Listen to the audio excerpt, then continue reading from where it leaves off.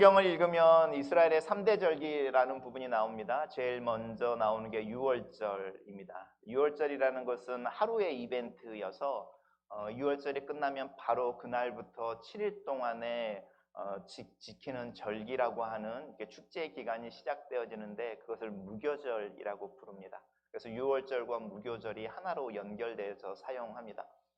두 번째 사용되어지는 절기가 오순절입니다. 맥추절이라고 합니다. 왜 오순절? 50일째 오는 날이라는 뜻입니다. 오순절이 심오한 뜻이 있는 게 아니고, 그래서 6월절 무교절이 끝나고 그날부터 7주, 77에 49니까 50일째가 되는 날 오순절입니다.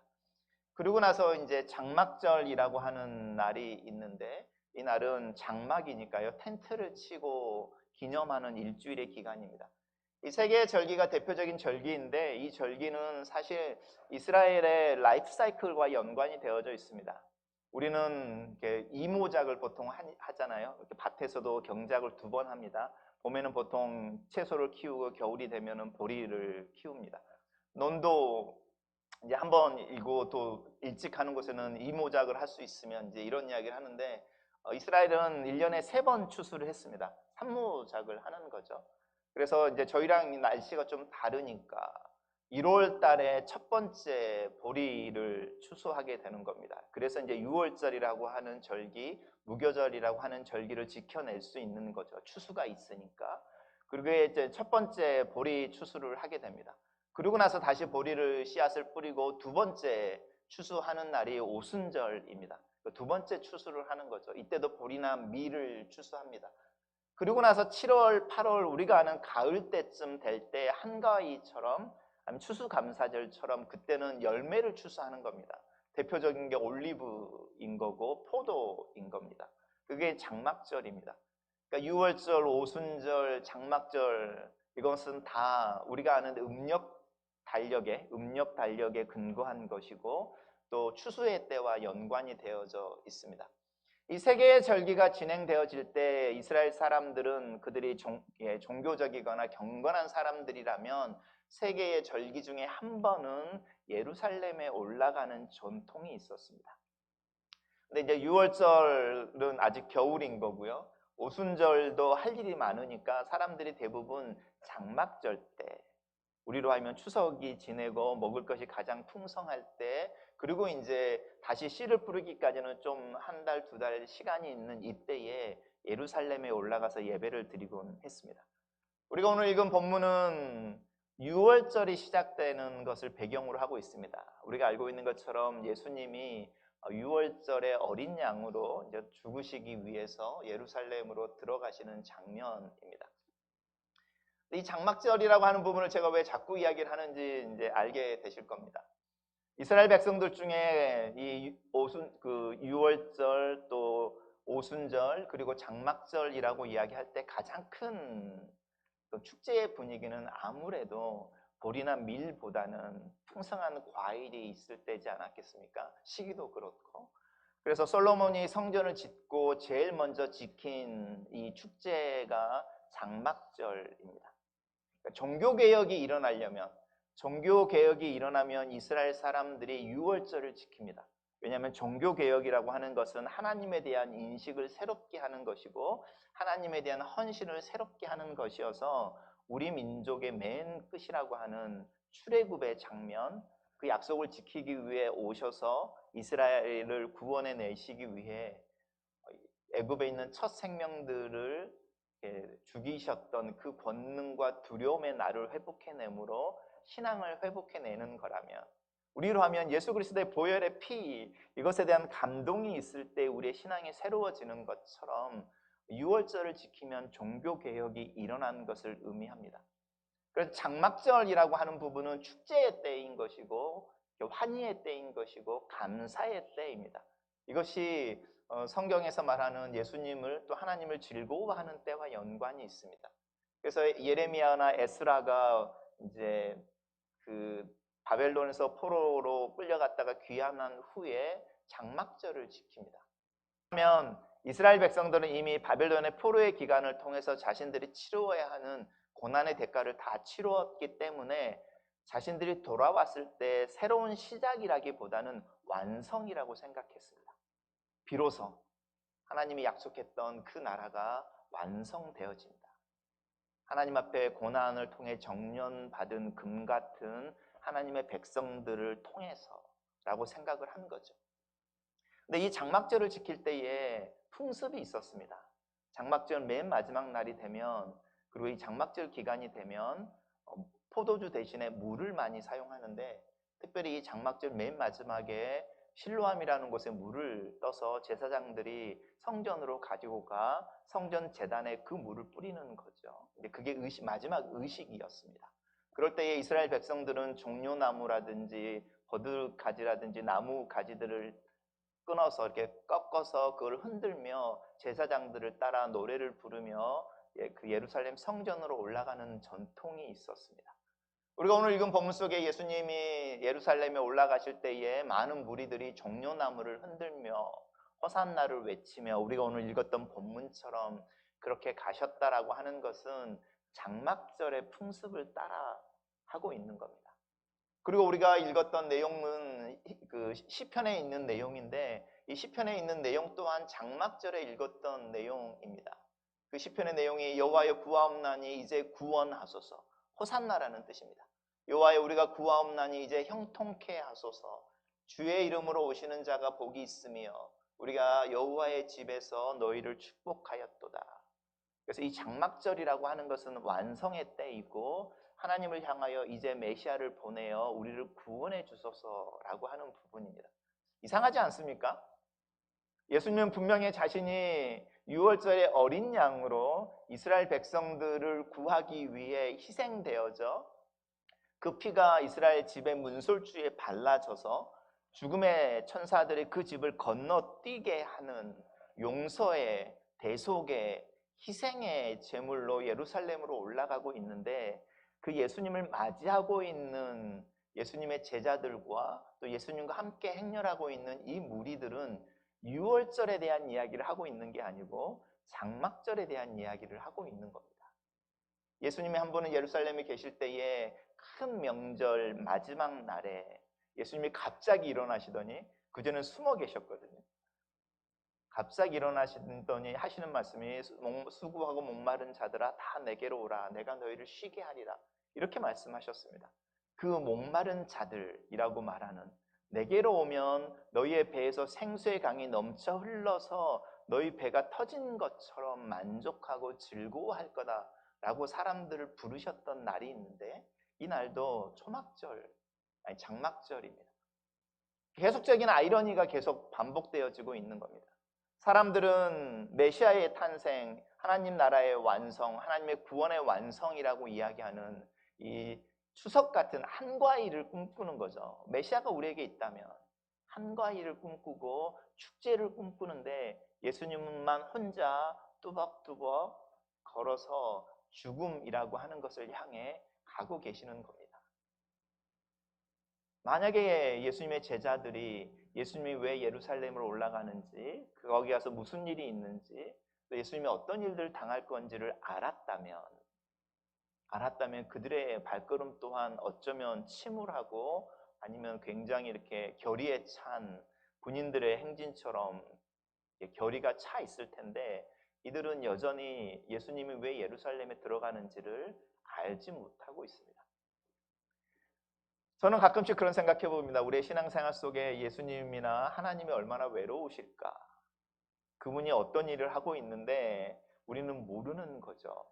마치 아버지의 장례식장에서 사람들이 많이 모여 있으니까 그래서 어쩔 줄 몰라 하고 놀고 까불고 춤추고 이 사람 저 사람에게 가서 안기는 철없는 2살, 3살짜리 아들처럼, 그 모습이 그 장례식장에 모이는 사람들에게는 또 다른 슬픔이겠지만 그 아이는 어떤 일이 일어나고 있는지를 전혀 모르는 거죠. 우리의 신앙생활 속에 이 종료주일이라고 하는 것만큼 혼돈, 또 이 전혀 분위기 파악을 못하는 예수님의 제자들, 이런 모습이 없습니다. 그래서 어떤 교회들은 종료주일을 지키지 않습니다. 오히려 고난주일로 이제부터 고난 주간이 시작됩니다. 이렇게 이야기하는 이유가 여기에 있습니다. 저는 종료주의를 이야기하고 종료주일의 이야기를 하면서 여러분과 함께 나누고 싶어 하는 것이 바로 이 부분입니다. 예수님은 유월절을 향하여 걸어가고 계시고 내일 다가오는 아니면 일주일 뒤에 다가오는 절기는 분명히 유월절인데 예수님을 향하여 쏟아내는 자신들의 욕구 또 자신들의 욕망이라고 이야기하는 자신들의 기대라고 이야기하는 무리들이 기대하고 있는 그 날은 유월절이 아니라 장막절인 겁니다. 우리가 예수님에게 올 때 기대하는 것도 예수님의 죽으심보다는 예수님의 능력이지 않습니까? 예수님의 이름에 대한 굴복이나 순종보다는 예수님의 이름으로 내가 누구를 꾸짖고 악한 영을 몰아내고 하나님의 능력이 나타나는 거지 않습니까? 근데 우리는 이 둘 사이에 어디인가 살고 있습니다. 근데 어떤 신학자는 오늘 이 혼돈의 분위기, 예수님이 가시는 길과 제자들과 무리들이 드러내는 그들의 욕구의 다름에 하나의 이야기를 더합니다. 종료주일의 이야기는 예루살렘 성전을 중심으로 오른쪽에서 일어나고 있는 일입니다. 예루살렘 성전의 입구가 동쪽에 있어서 이 예루살렘 성전을 건너편 이렇게 계곡을 건너면 바로 여기가 감람산이라고 하는 올리브산이 있어서 예수님이 올리브산을 넘어서 언덕을 지나 예루살렘으로 들어가시는 겁니다. 예루살렘 성전 바로 옆문으로. 서쪽에 있을 거 아닙니까? 서쪽에도 예루살렘으로 들어오는 큰 문이 있었습니다. 그 문이 초구에는 우리가 알고 있는 헤롯 대왕의 어떤 궁전이라든지 또 우리가 말하는 어떤 정권을 갖고 있는 권력가들의 집들이 이렇게 있는 서쪽이 있었습니다. 만약에 상상해 보십시오. 예수님의 제자들과 함께 무리들과 함께 동쪽의 산을 지나서 언덕으로 내려와서 예루살렘으로 들어가고 있습니다. 서쪽에서는 또 다른 행진이 있습니다.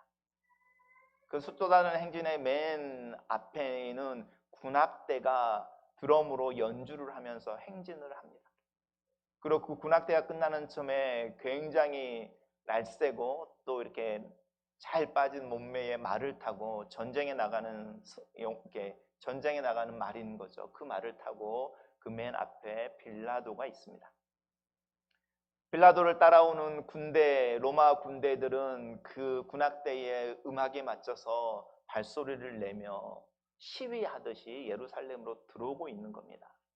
이제부터 일주일에 너희들의 절기가 일어나는 이 절기가 진행되어지는데 이 일주일의 축제 기간 동안에 어디 하나 로마를 향하여 반대하는 의견이나 봉기하려고 하는 그런 힘새가 보이면 거기에 자비는 없다라고 이야기하는 겁니다.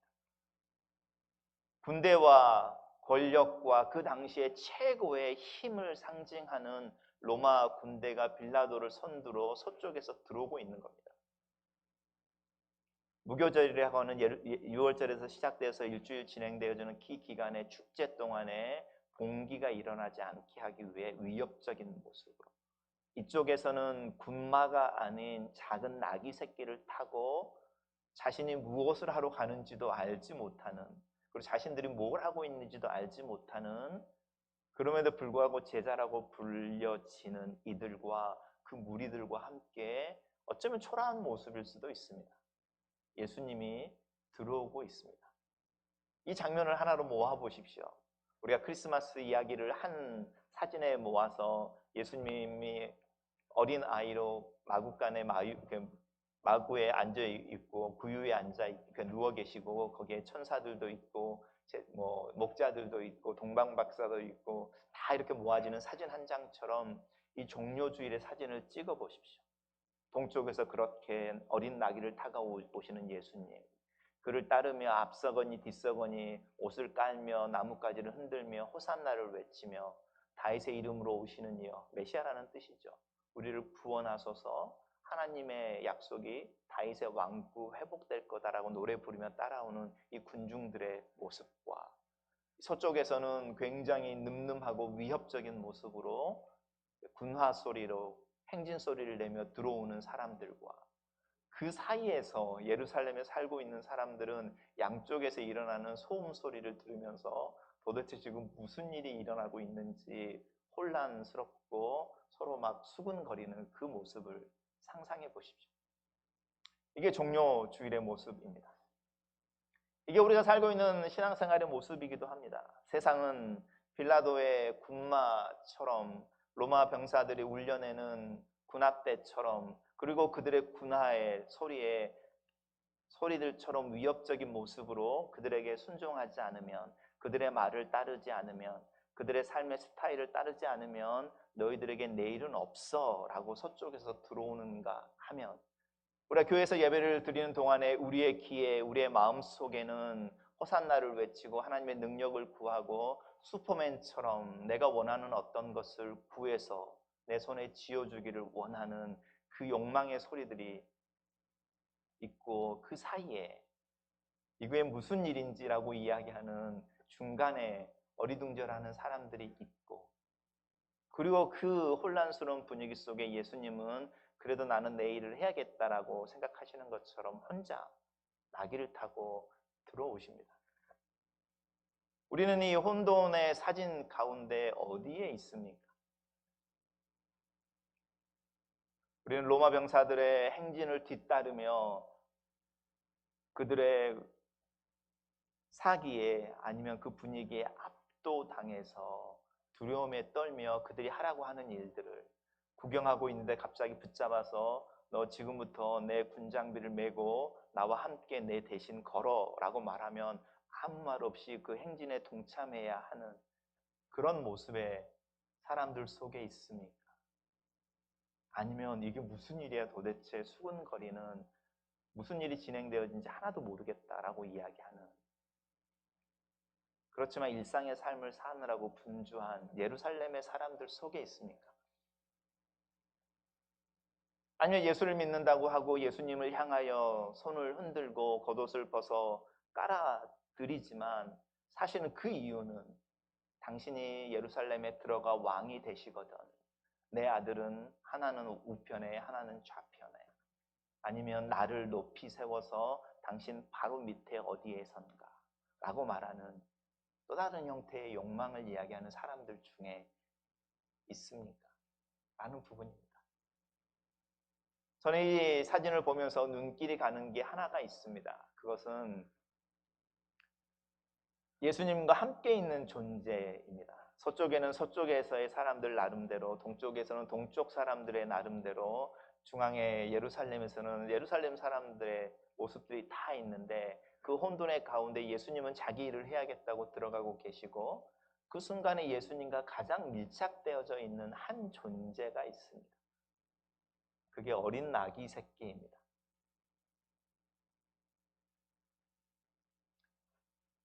자신이 선택한 게 아니죠. 어머니나 또 새끼니까 어미가 있었겠죠. 고삐에 끌려서 누군가의 힘에 의해서 자기의 선택과 상관없이 예수 앞에 서버린 존재. 아무리 짐승이어서 말하지 못하는 존재라고 하지만 자기 의사와 상관없이 그리고 처음 느껴보는 무게인 거죠. 30이 넘는 한 성인의 무게이니 그 어린 나귀 새끼에게 결코 가벼운 무게는 아니었을 겁니다. 그렇지만 그 순간에 예수님은 그 나귀만을 사용하고 있습니다. 그리고 그 혼란스러운 상황을 그대로 그냥 허용해 주십니다.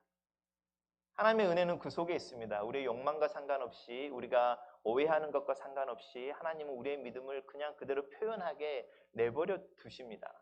제가 아까 말씀드렸던 것처럼 2살, 3살짜리 아이가 그 장례식장에서 뛰어다니도록 내버려 두는 것이 맞는 것처럼 그리고 나서 나중에 그 아이가 자라서 어릴 때 자기가 무슨 일을 했는지를 알아차리게 될 때 그래서 슬픔과 또 다른 깨달음이 있을 것을 기대하는 것처럼 하나님은 그렇게 내버려 두시는데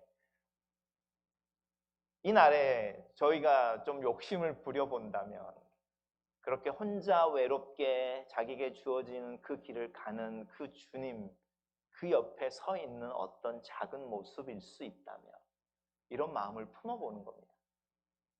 내가 선택한 것도 아니고 또 내가 원했던 것도 아니고 내가 계획했던 것이 아닐 수도 있지만 그 혼돈의 상황에서 나에게 주어지는 역할이 그 역할이라면 나를 타고 가십시오. 내 어깨에 느껴지는 그 무게 내가 어쨌든 감당해 보겠습니다 라고 말할 수 있는 그 믿음에 대한 생각을 좀 해보는 겁니다. 우리는 어디에 있습니까? 그 사진 속에 누구의 모습이 바로 나의 모습입니까? 우리의 시선을 조금 모아서 예수님이 타고 계시는 그 어린 나귀 새끼에 한번 고정해 보십시오. 그 연약한 그 나귀 새끼의 모습 때문에 예수님이 누구인지가 드러납니다. 예수님은 빌라도처럼 군림하기 위해 오시는 분이 아니고 평화의 임금이시고 섬기기 위해 오신 분이며 자신을 내어주기 위해 오신 분이라는 그 구약의 예언의 성취가 예수님이 예루살렘에 들어갔기 때문이 아니라 그 나귀 새끼 한 마리 때문에 예수님을 향한 예언이 성취되고 있습니다. 때는 우리가 우리 자신을 향하여 한없이 연약해 보일 수 있습니다. 이민 생활을 한다고 하는 것만큼 내 힘으로 내가 계획한 대로 되지 않는 상황이라는 걸 우리가 얼마나 자주 느낍니까? 한국에 있으면 어떤 수를 써서라도 내가 원하는 것, 내가 세운 계획, 나에게 필요한 것 만들어낼 수 있는데 여기는 결코 그렇지 못하잖아요. 우리가 얼마나 자주 나는 이 능력 없는 어린 나귀 새끼에 불과해라고 자책할 때가 있습니까? 하지만 그 나귀 새끼 때문에 예수님이 누구인지가 정확하게 드러나고 있고 예수님이 오시기 전에 수백 년 전에 예언되어졌던 그 예언이 성취되고 있습니다. 단순히 예수님이 예루살렘에 들어오시는 것이 아니라 그의 무게를 견디며 그와 함께 예수님께 예루살렘을 들어오고 있는 그 나귀 새끼 때문에 자, 여러분과 함께 나누며 권면해 드리는 것 우리의 인생에 예수님이 타고 계십니다. 그 무게가 가볍지 않습니다. 그렇지만 우리의 다리가 후들릴 수는 있지만 아직은 견딜 수 있을 만큼의 무게입니다. 그리고 그렇게 타고 계시는 그 예수님이 누구인지는 그분이 타고 계시는 우리의 모습 때문에 드러납니다. 우리가 만약에 군마가 되고 싶어서 그래서 그 한 성인의 무게쯤은 오히려 그 성인이 최대한으로 전체로 완전 무장을 한 그 무게까지도 감당할 수 있을 만큼 그리고 우리가 승차감이라고 이야기하는 또 하차감이라고 이야기하는 차를 탈 때 사람들의 시선과 차에서 내릴 때 주변 사람들이 돌아보는 그 시선을 다 느낄 수 있는 늠름한 모습의 군마로 이 세상을 살기를 원한다면 우리를 타고 계시는 그 예수님은 예수님이 아닌 거죠. 그분은 정복자인 것이고 압제자인 것이고 권력자인 것이고 수많은 사람들에게 자기에게 순종을 요구하고 그렇지 않으면 죽여버리는 잔인한 권력자인 것이죠. 우리가 어떤 모습이라고 이야기할 때 그 모습을 긍정해낼 수 있는 이유 우리가 작은 나귀 새끼여서 오히려 예수님이 누구이신지가 드러납니다. 우리가 때로는 주님 앞에서 그 모습이 되기 위해 더 낮아진다 이런 표현을 쓸 때 성경이 우리에게 이야기하고 있는 두 가지의 이미지인 겁니다. 군마가 되고 싶느냐 어린 나귀 새끼가 되고 싶으냐 네 어깨 위에 도대체 누구를 태우고 싶은 거냐 그리고 그분이 어떤 모습으로 드러나기를 원하는 거냐 그러면 너는 어떤 존재로 어떤 스타일의 삶을 살아가야 하겠느냐라고 하는 질문이 오늘 이 종료 주일 속에 저희들에게 던져지고 있습니다. 저는 여러분과 제가 예수님이 누구이신지가 드러나는 이 작은 나귀 새끼면 좋겠습니다. 기도하겠습니다. 살아계신 하나님 아버지 이 세상은 저희들에게 날씬하고 날렵한 군마가 될 것을 이야기합니다. 그리고 그 군마의 모습에 얹혀지는 다양한 장식과 또 그 늠름한 모습을 통하여 많은 사람들이 고개를 숙일 것에 대해 유혹합니다. 하지만 성경은 저희들에게 저희가 군마가 될 때 저희를 타고 예루살렘에 입성하시는 그 분은 예수님이 아닐 거라고 저희들에게 분명하게 말씀해 주고 있습니다. 하나님 아버지 저희들의 믿음을 보시옵소서. 우리가 어떻게 하면 이 세상에서 예수 그리스도를 드러낼까 고민할 때에 그것이 우리의 삶의 늠름함이나 풍요로움이나 우리의 능력 있음이 아니라 오히려 우리가 예수 그리스도의 무게를 느끼며 우리의 어깨에, 우리의 등에 주님을 모시고 비틀거리는 모습으로 예루살렘을 향하여 걷는 그 작은 나귀 새끼의 몸짓에 있는 것을 저희들 기억하게 하시옵소서. 하나님은 이 세상의 지혜를 어리석음으로 부끄럽게 하시고, 하나님은 이 세상의 능력을 약함으로 부끄럽게 하시는 분이심을 믿사오니, 하나님 아버지, 저희들의 삶을 긍정할 줄 알게 하시옵소서. 저희 삶이 어렵고 부족할 때 오히려 그 모습 속에 예수 그리스도가 드러나는 것을 저희 알게 하셔서 세상이 저희들을 비웃고 조롱하는 듯한 느낌 속에서 뒤로 물러가는 것이 아니라 오히려 우리의 어깨에, 등에 누가 계시는지를 기억하는 믿음의 사람들 되게 하시옵소서. 예수님 이름으로 기도합니다. 아멘. 찬양하겠습니다.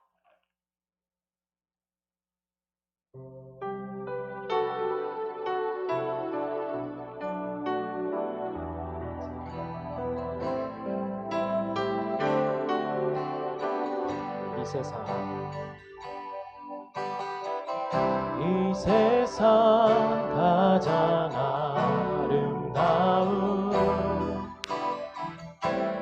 순종의 눈물, 온 세상 다시 빛나게 한 생명의 눈물,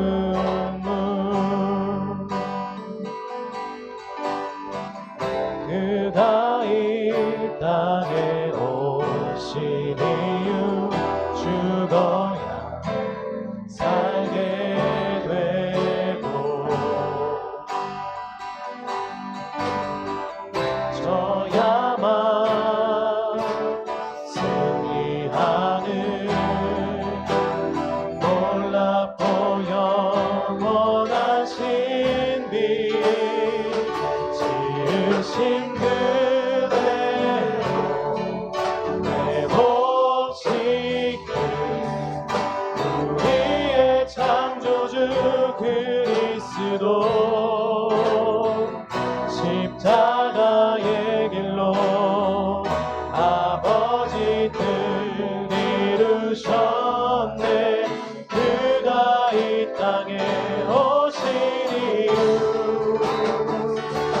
이제 우리에게 맡겨진 그 소망, 그 사랑, 그 생명, 아름답고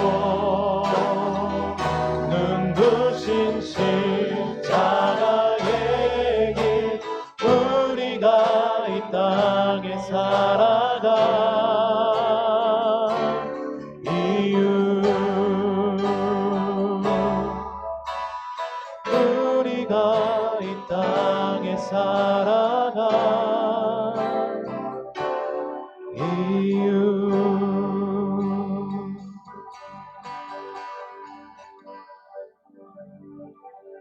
사랑하는 교회 여러분, 한 주간 살아가실 때에 여러분을 예수 그리스도께서 불러서 그분의 손에 여러분의 삶의 곡비를 쥐고 계시는 존재인 것을 기억하시기 바랍니다. 주님이 여러분의 등에 타고 계십니다. 때로는 그 무게가 만만치 않을 수 있습니다.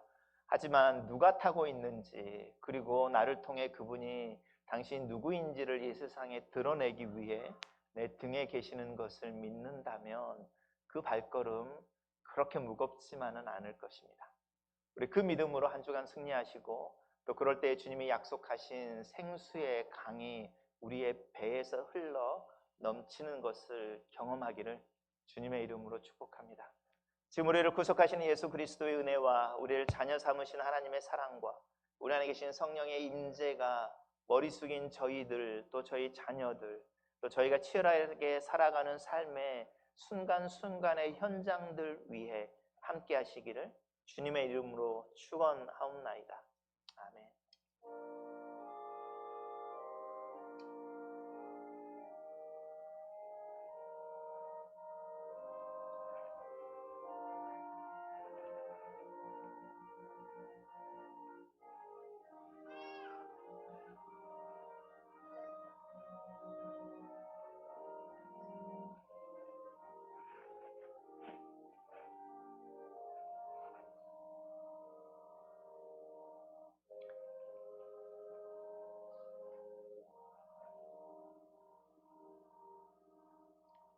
저희 예배를 마치겠습니다.